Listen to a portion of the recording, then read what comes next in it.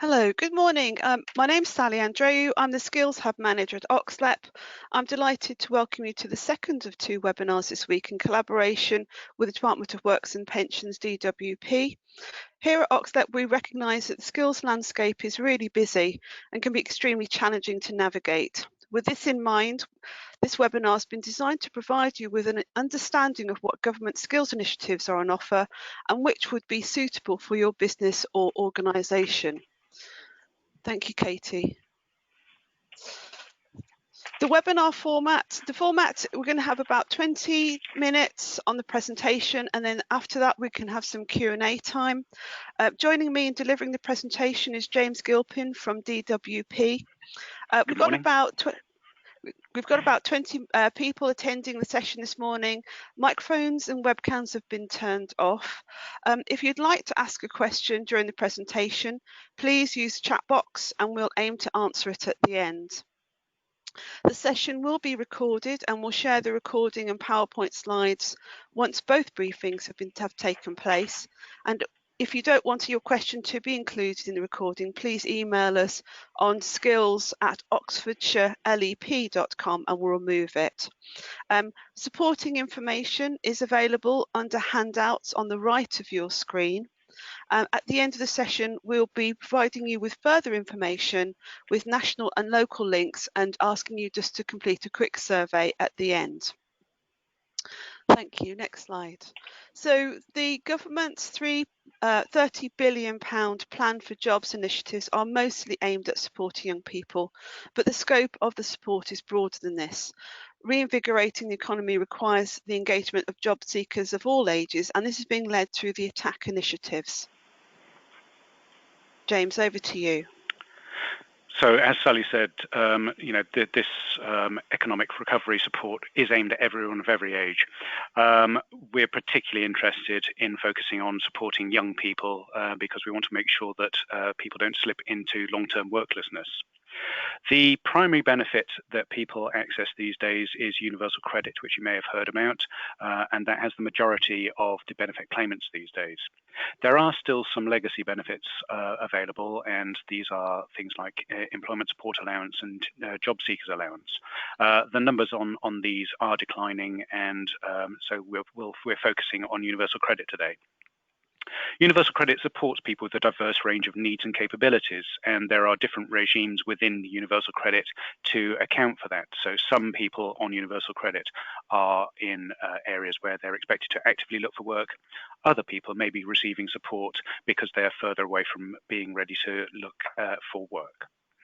The headline figures are that as of August, 39,690 people were claiming universal credit, and of these, 8,482 were in categories that are expected to actively look for work or increase their earnings.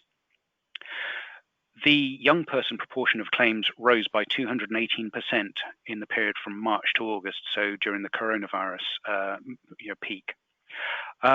The older person proportion of the claims has risen by 196%. So the ratios are at the moment young people 5,993 to people aged 50 plus at 7,611. Job Centre Plus is supporting young people with a youth obligation support program with intensive support from day one of their universal credit claim. And that is active and regular contact with them, and it will stream people into the various initiatives that we're talking about here today. Sally. Thank you. So we're going to be looking at the apprenticeships and the funding around that. T-levels, quickly touch on traineeships, courses of high value, but then also we'll focus quite a lot on Kickstart because we know that that's been of significant issue. Just to highlight that Kickstart, there's another name of a funding program called Kickstart, and that is actually not us. We are looking at Kickstart skills for young people. If you're looking with regards to funding in the hospitality sector through the Kickstart program, we have raised it that actually it's very confusing for all of us with its two similar titles. You have to go to the business growth team who will be dealing with that particular opportunity. So we're focusing today on Kickstart skills with Department of Works and Pension. So finally, I mean, I think overall that, from an Oxford point of view, particularly with the 16 to 24 age group, we want to try and prevent young people from becoming what's called NEET, and that's in not in education, employment and training. So with this is point, we want to obviously support and really help all job seekers getting into opportunities, and certainly employers and organisations like yourselves to be able to feel comfortable to understand what the opportunities are and actually choose which one is suitable for your business. Thank you. Next slide, please. So as I highlighted, apprenticeships, so we have got some new apprenticeship initiatives which has come through starting August and continues to end of January. Employers can claim for a new apprenticeship £2,000 under the age of a 25-year-old apprenticeship. Sorry, an apprentice that's under 25. If they're over 25, then you get £1,500. They can't be existing employees, but they can be those that have been made redundant by another employer. Also, there's an additional £1,000 payment for those that have got an education, health and care plan as well. We're also trying to speak to levy paying employers and to try and help and encourage them to transfer up to 25% of their annual value.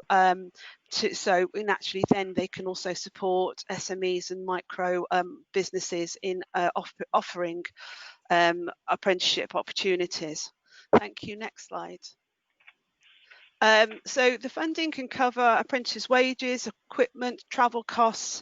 The schedule is 50% after 90 days, 50% after 365 days, and all employers need to be registered via the apprenticeship service portal and register their financial details.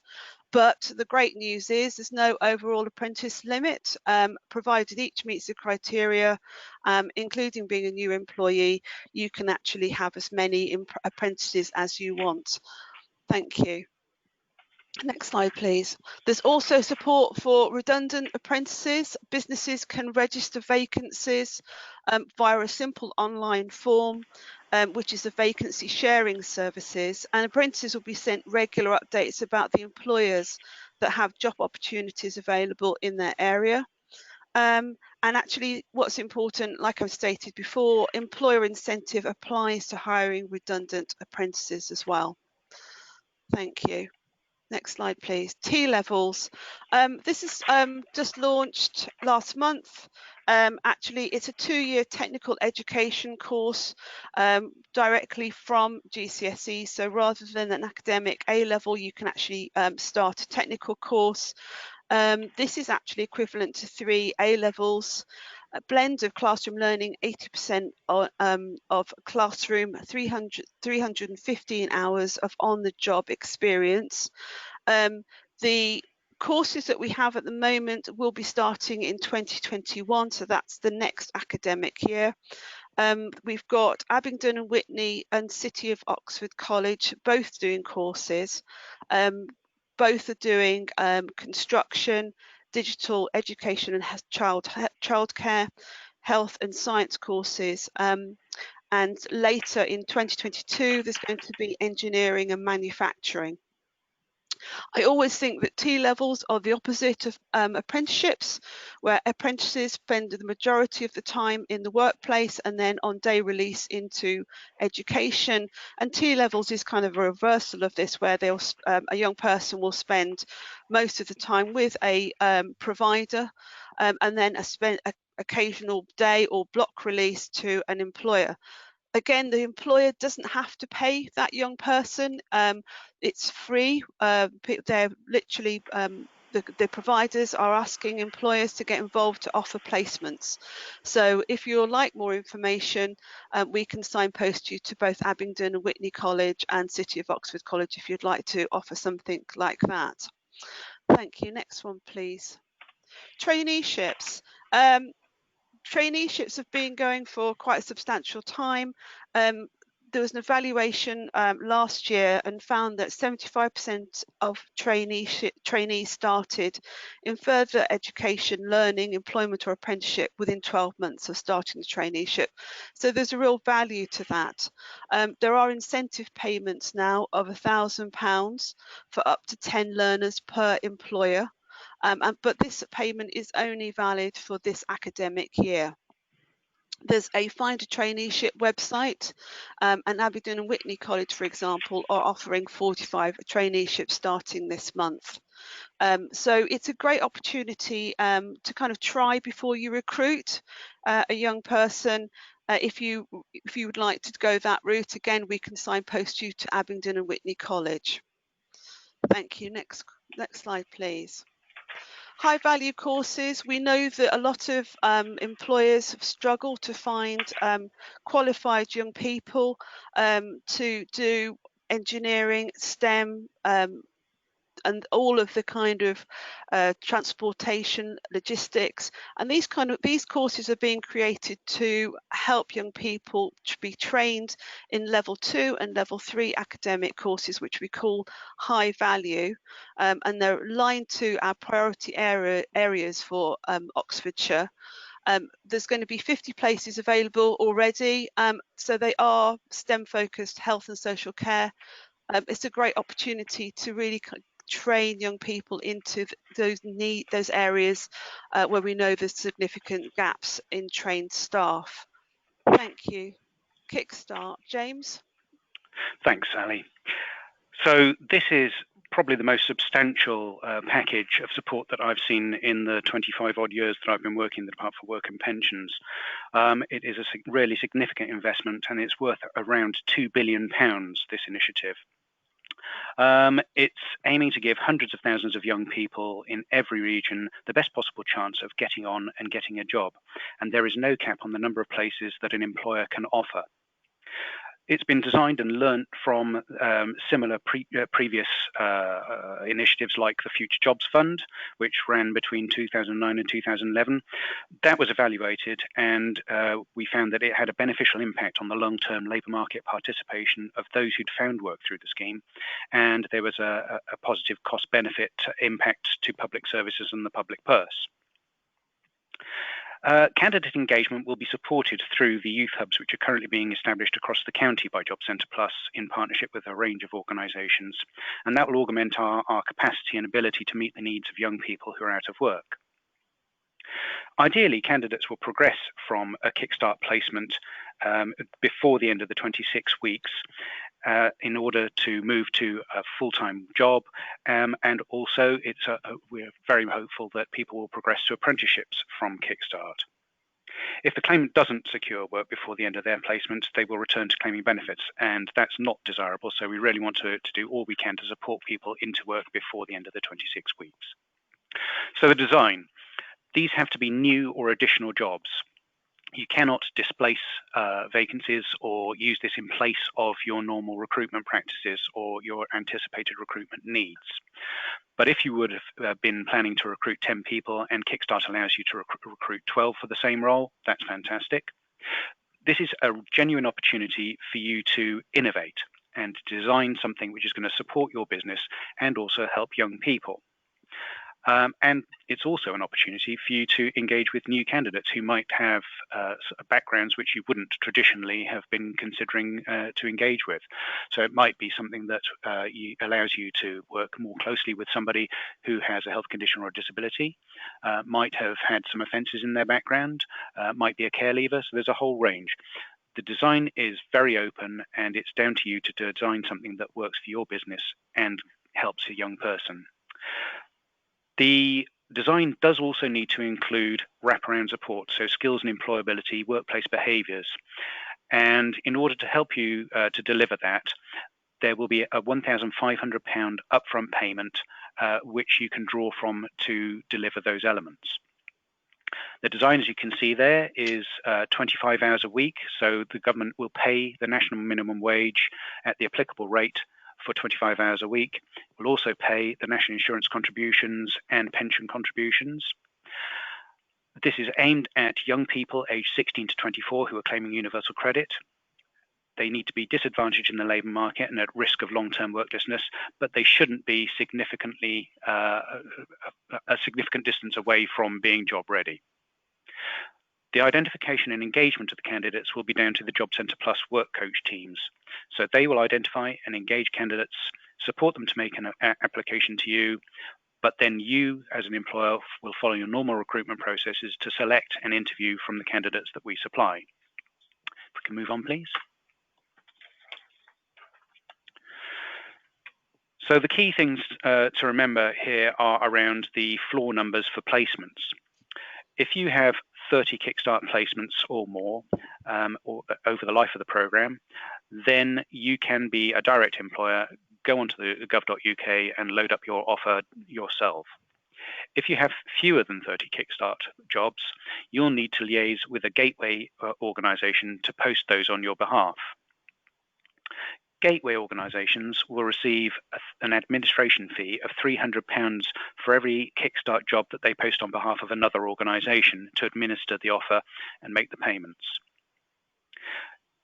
Job Centre Plus is working with Oxlep to create a list of interested employer Kickstart offers in order to link to gateway organisations, and we're also seeing whether we can do something to post a list of local gateway organisations, possibly on the Oxlep website.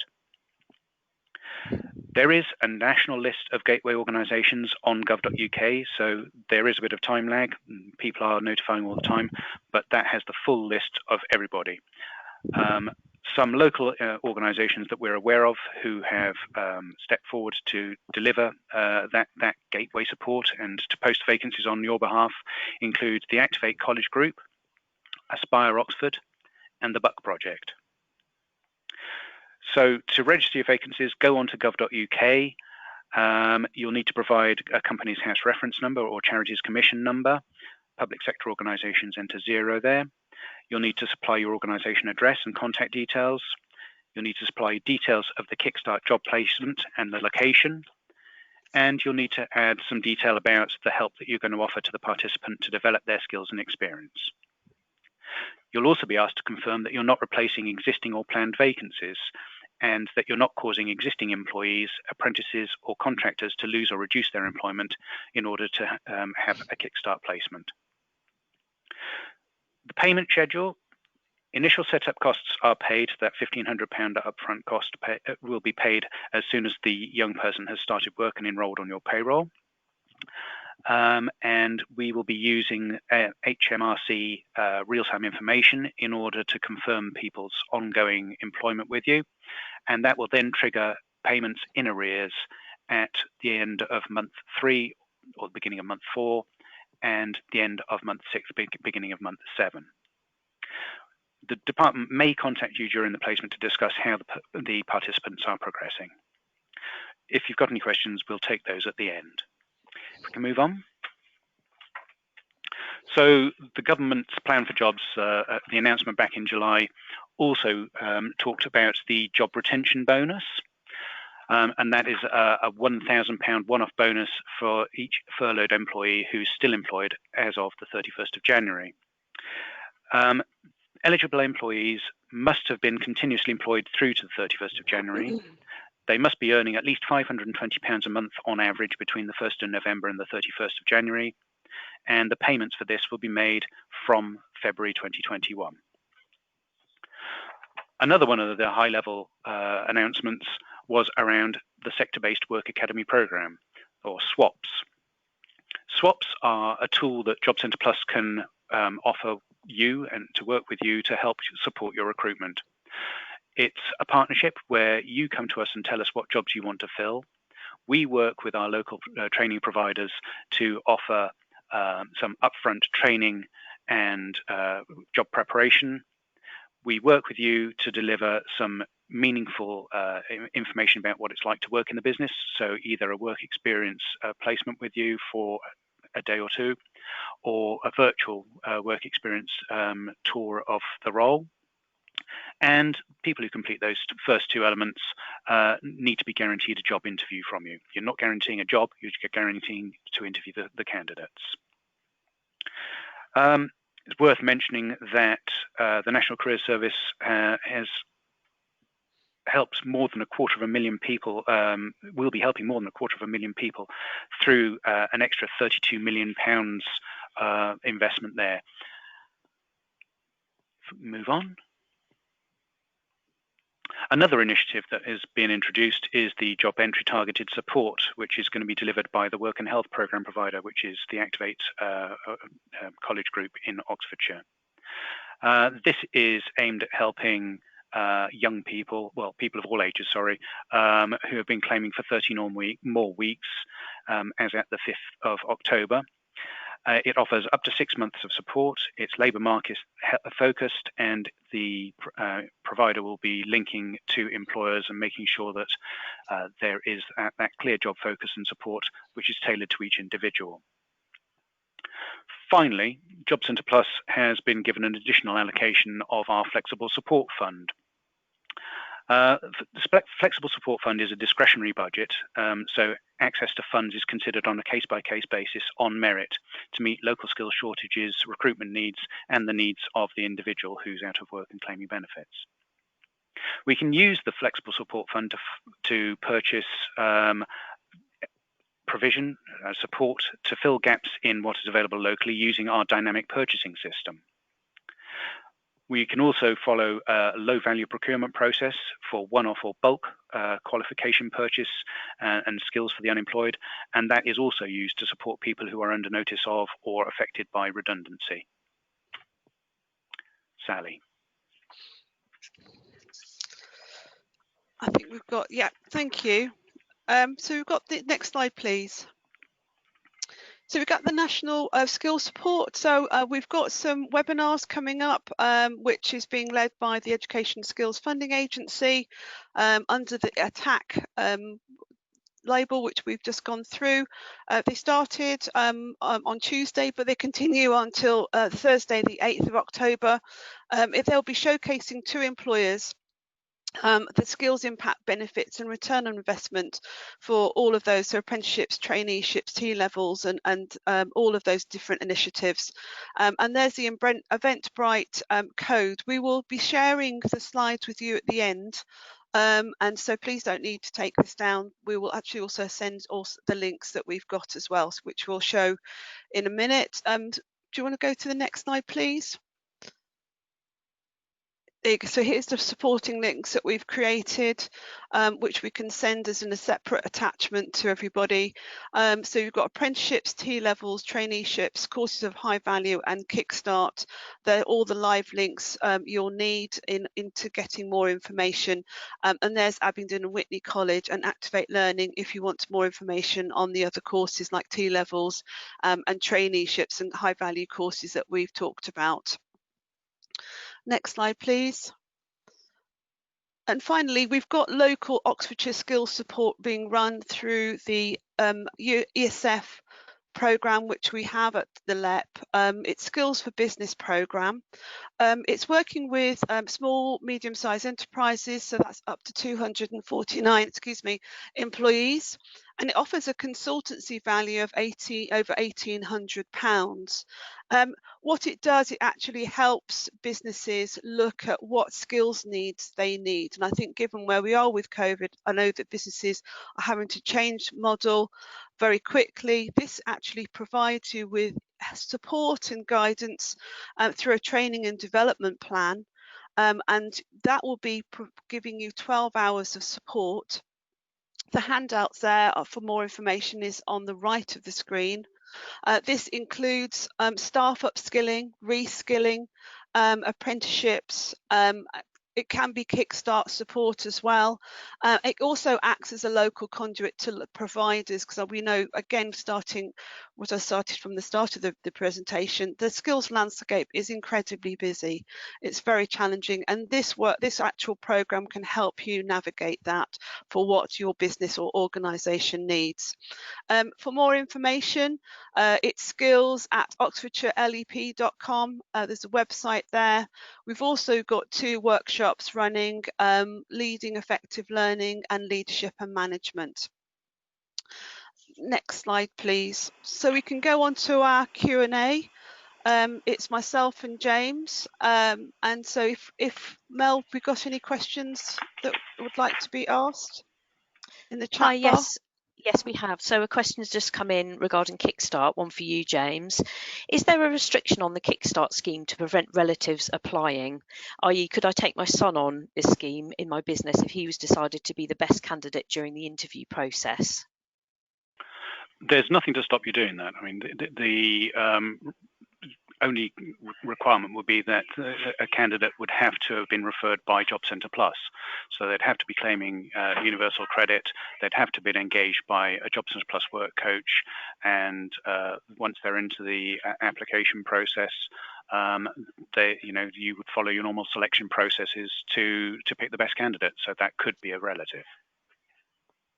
Okay, thank you, James. Now, I don't have any more questions at the moment. So it looks as though everybody was happy with what was said so far. Is it worth me just reiterating sort of the timeline for the Kickstart scheme? Yes, I think that would be helpful because it's quite confusing with so much going on. So that would be helpful. Thank you, James.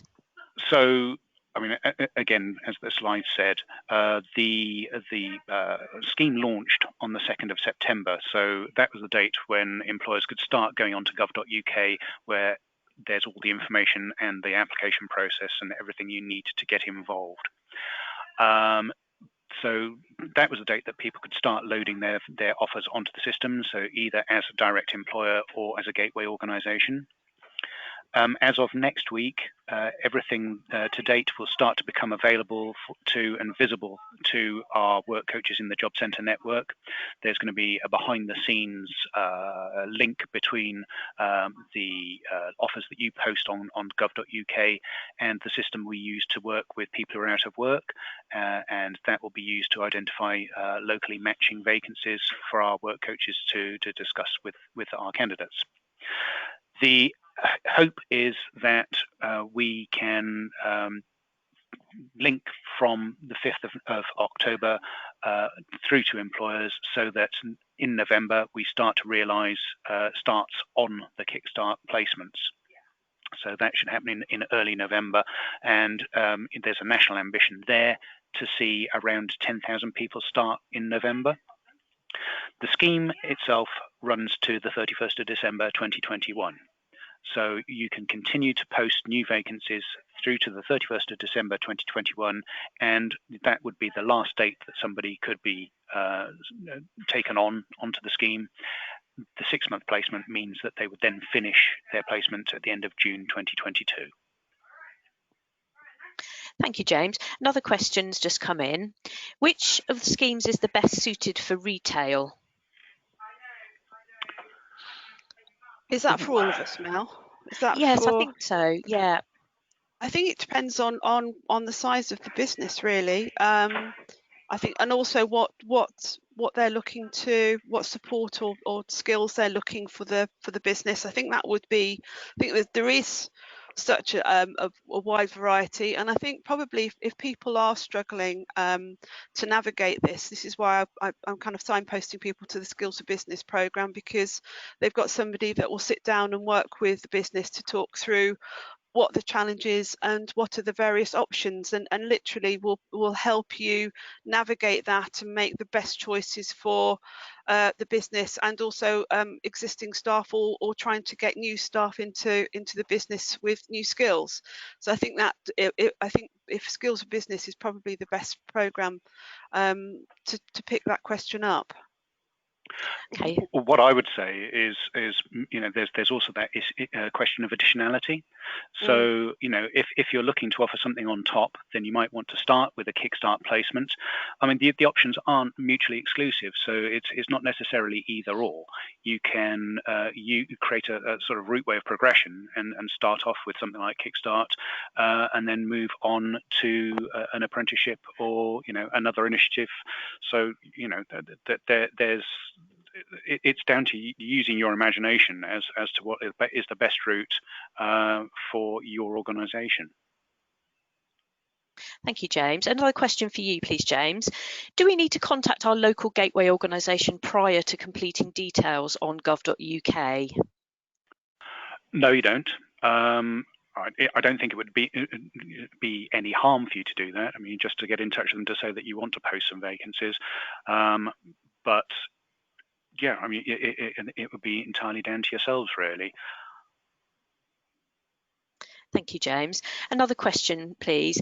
Can you create roles that require individuals to work in the office or a lab for the majority of their time, given the guidance to work from home if possible?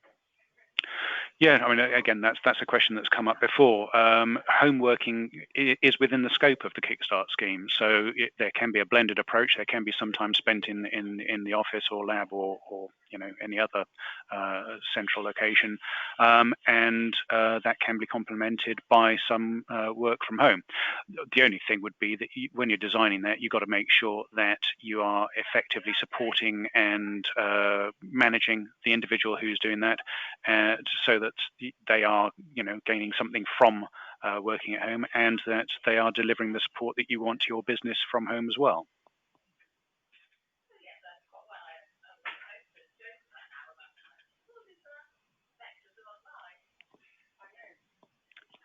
Are there any others, Mel?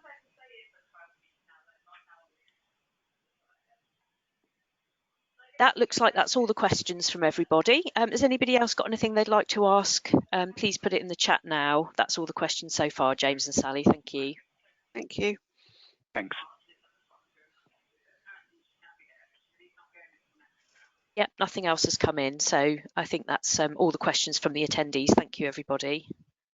Thank you, everybody, for joining us, and hopefully that's been useful. Thank you. Thank you. We will share, as has been mentioned, the slides and a copy of this recording once the session's finished. And you can always email us on skills@oxfordshireLEP.com if you have any other questions that you'd like to put to us following this. Thank you, everybody. Thanks for joining us this morning. Thank you. Bye-bye. Bye-bye.